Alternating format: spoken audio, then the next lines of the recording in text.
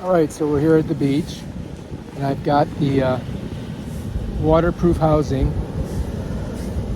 for this camera. To turn it on, I've got to press and hold it.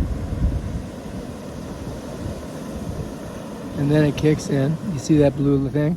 To open this, I just pop it. Pops open. And we just put it inside, you see? Just like that.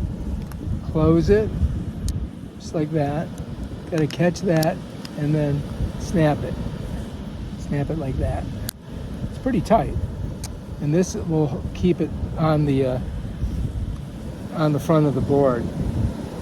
So yeah, and then we just go out there and do some video. I just slide it right on the front of the board. It's very simple, I'll show you. All right, so here's our camera, right? There's the ocean, there's the paddleboard. And then whichever way you want it to direct, like if I want to shoot this way, right, so get it on there, I want to make sure that this is on. And then I just slide it in. Look, it just pops in like that, and then I can push this down.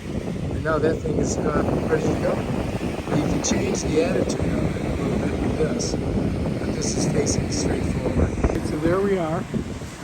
We're on the front of the board. We're going to take it out and see what we think.